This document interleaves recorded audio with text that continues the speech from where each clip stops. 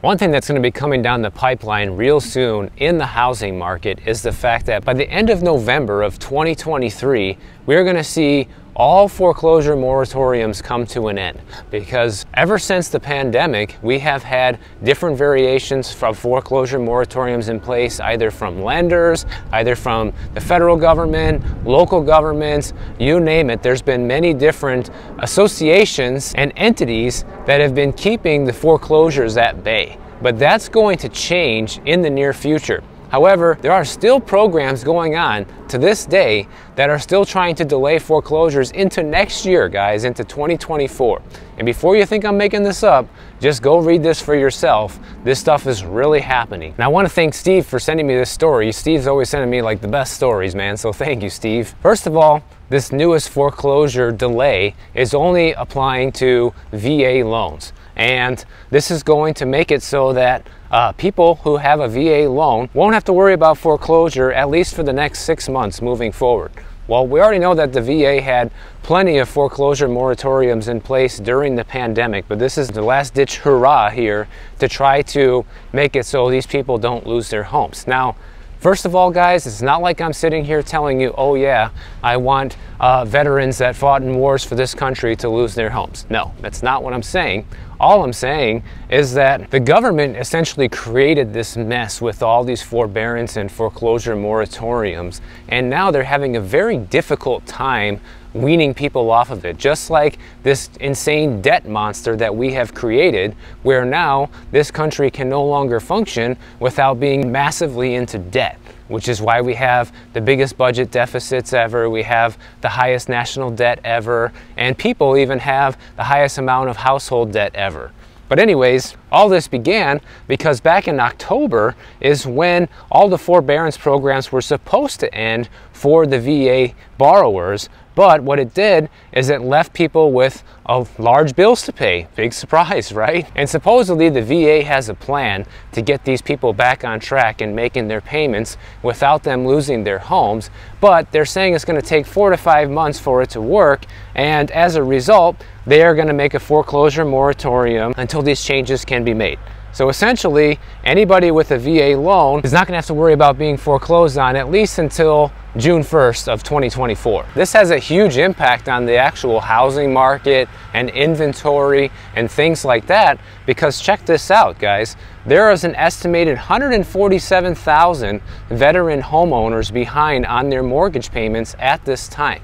And who knows how many more are going to be added to that list between now and June 1st of 2024, now that more people are going to be essentially off the hook. The problem is, and why this is even happening, is because at the end of the forbearance programs, a lot of these veteran borrowers were supposed to be put into payment programs where the amount that they didn't pay gets tacked onto the back of their mortgage, so eventually it either gets paid off when they sell the property, or once you're done with your regular amortization schedule, then you still have to pay these missed payments plus interest. But instead, what happened is a lot of these mortgage servicers were saying, no, you have to pay us full lump sum right now. So that's why they're doing this and delaying these foreclosures. Now, surprise, surprise, a lot of people don't have that lump sum payment to actually come up with. I had an example here of one couple that said that they would need to come up with $22,000, or they would have to sell their house or face foreclosure. Now, obviously, somebody who's in a forbearance program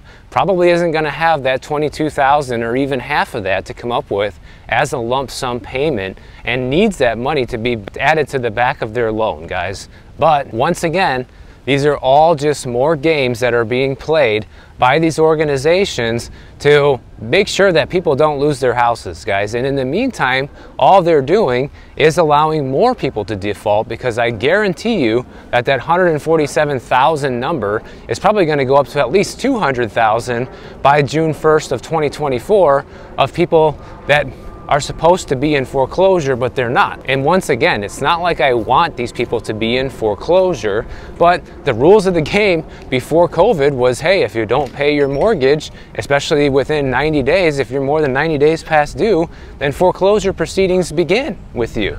Okay, but now everybody seems to be getting some sort of special treatment, and it's still not over yet. That's the crazy thing, if you ask me. It's like, if it's not over now, and it's almost 2024. Like, when is it ever going to be over, guys? That's going to mark 4 years after the pandemic began, and it's like, when is it ever going to end? Are there going to be non-stop favoritism programs and stimulus programs like this from here on out in order to continue propping up this fake housing market and economy that we have? I don't know. You guys tell me where you think it's going, because everything to me points to the fact that the last thing that all these government agencies and lenders and everybody want is to have foreclosures on their hands. They'd rather do anything else they can possibly do than perform a foreclosure right now. But I personally think that no matter how long they delay this, they're not going to be able to delay it forever.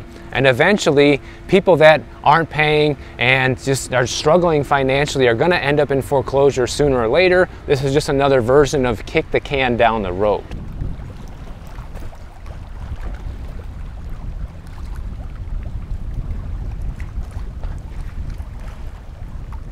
Now, here's something else that we're seeing happening with the housing market right now that is stunning the National Association of Realtors. They basically can't believe it, that we are seeing inventory tick up at a time of year when it typically goes down. And this is something I've been reporting on regularly lately, because this isn't something you're going to hear about too often from the mainstream media that wants to keep talking about housing shortages and housing inventory problems and all of this. Well, as of October, according to the National Association of Realtors, there was 1.15 million units of housing for sale in the entire country, which is up 1.8% compared to 1 month ago, which means September of 2023. And even though this is supposedly the lowest inventory that we've had since 1999, some of the most recent data from Altos Research, they are showing an unusual uptick in new listings. And they're saying that just under 570,000 single-family homes sit unsold on the market,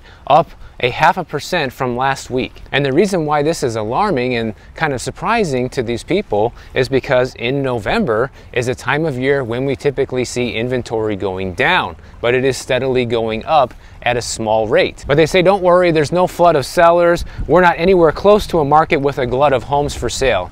Yeah, not yet, guys. Not until these homes continue to sit on the market and we hit the home selling season, and boom, you got all the inventory that you could ever want. And you know, the funny part to me about all this is that we see things like this happening where inventory is rising at a time of year when it always falls in the past. The historical data shows that every fall and winter, the inventory goes down, and every spring and summer, the inventory goes up, and it's gone on like this forever. But now we're starting to see a different dynamic emerge where the inventory is still going up even in the winter months, which is something that we never really see, but they say this isn't going to lead to a glut of homes for sale on the market. Well, people that are putting their homes on the market for sale now during the holidays, to me, that means they probably are more motivated to sell than the average seller, because I would go out to venture to say right off the bat, guys, that half of the listings you see on the US housing market, maybe not half, maybe like 30%, are fake listings. And what do I mean by fake listings? I mean that they are houses for sale that the owner really has no intention of selling unless they get their ridiculous asking price. You know, that's why you still see so many houses on the market that are commanding crazy prices that are not selling. And they don't do price reductions, or if they do, it's a very small amount and it's not enough to get the house sold.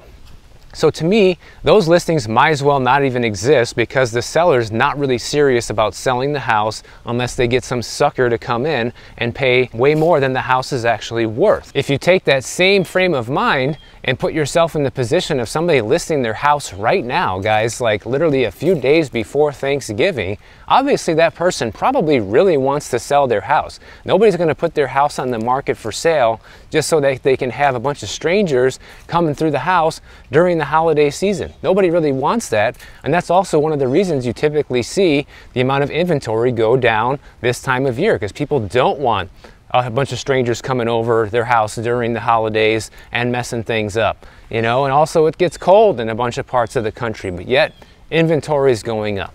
Why?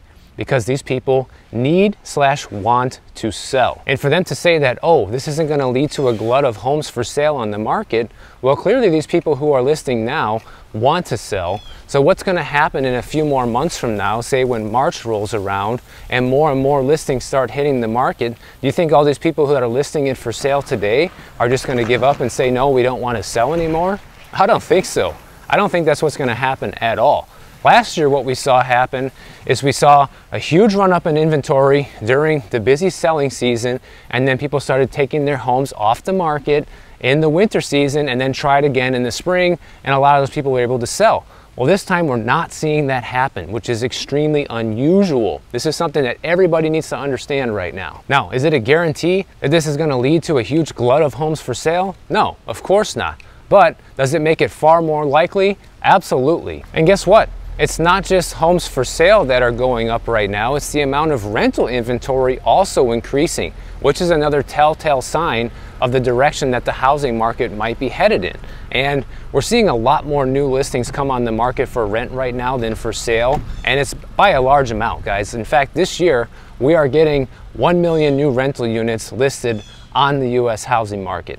However, we haven't seen anywhere near that much of an increase in homes for sale. If we did, the housing market would already be in complete free fall. There's already so many rentals on the market that weren't there before that Zillow recently found out that 30% of rental listings now offer at least one sort of concession compared to 1 year ago was 24%. So the amount of listings offering concessions is up 6% in just 1 year. And they're including things like 3 months of rent, guys. And of course, this isn't happening everywhere, but places that are seeing a large amount of this new inventory come online, like Phoenix, Arizona, and Atlanta, most notably, are places where you're seeing this happen the most right now. And this is all with a shortfall, actually, because there was supposed to be 1 million new rental units added to the housing market this year, but so far, it's only been 408,000 and the year's almost over, guys. So we have seen that goal get missed by a huge amount, which means there's still a lot more rental inventory to come into 2024 with brand new places to live that are not rented. And if you think this is going to have an impact on the concessions and the prices, you bet it will.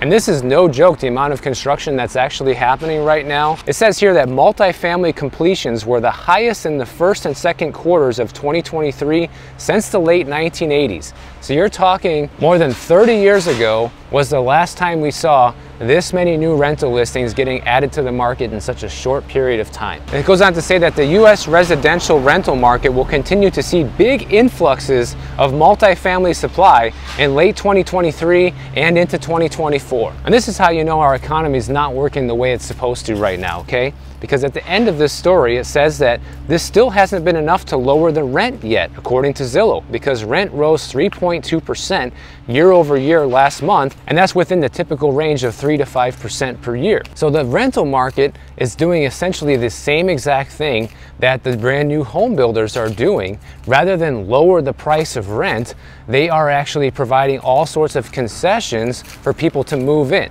So for example, you give somebody 1 or 2 or 3 months free rent, it's like lowering the rent pretty dramatically actually, but you're not seeing it reflected in the actual rent price because somebody's still paying $2,000 a month in rent rather than if they got 2 months for free. So for example, if we just take like the average rent price of $2,000 a month and say that you get 2 free months of rent, that's $6,000 for free for the year, but the rent price still shows $2,000 on paper. However, your actual rent is $1,500 a month, because when you subtract that $6,000 from the $24,000 that you paid in rent for the year, well, when you average that out across 12 months, what do you get?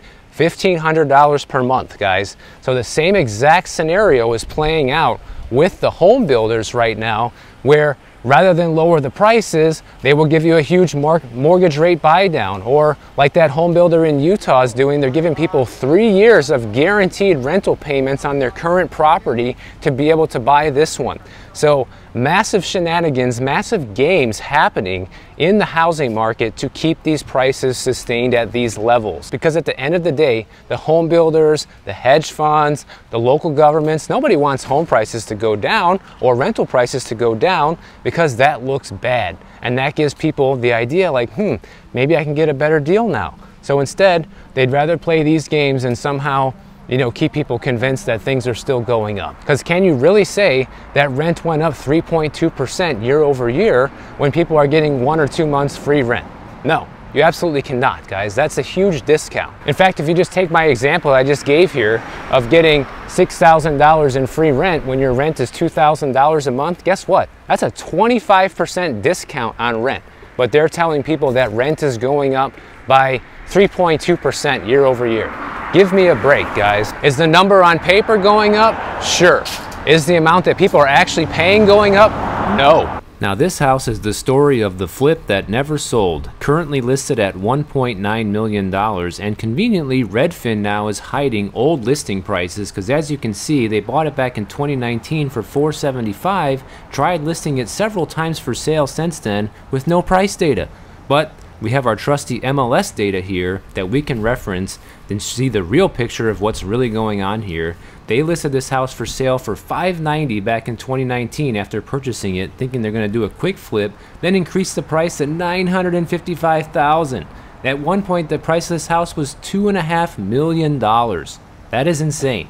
Now they're back down to $1.9 million in 2023 and still can't sell it. So 4 years trying to flip this house with no luck, guys. This is what happens when you get greedy.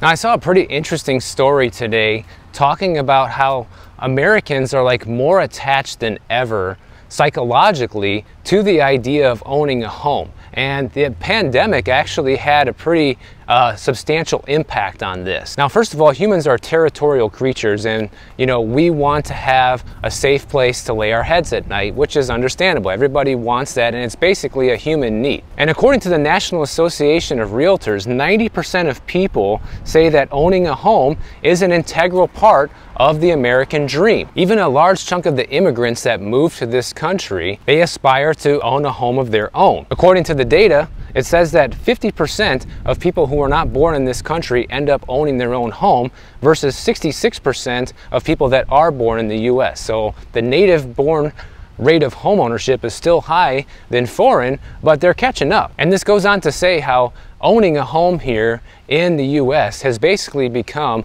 a cultural rite of passage for people, where there's like an actual shift that happens when people do this, that when they move from being a renter to a homeowner, now they consider themselves more of an integral and permanent member of the community, and the pandemic has had even greater impact on this. According to a survey done by Peerage Realty Partners in 2022, 75% of people who responded felt that the concept of having a home was even more important to them in the aftermath of the health crisis, specifically the comfort a home provides and the level of safety in a community were top priorities. Now the reality is, guys, you can get those same feelings from renting, especially if you have a stable rental where you're not being forced to move out every single year and look for a new place. And I realize that's not the case for everybody. In fact, when I purchased my condo, that was one of my main motivations, was just so I don't have to move anymore. At least next time I move, it's going to be because I want to move, and it's going to be because it's on my terms,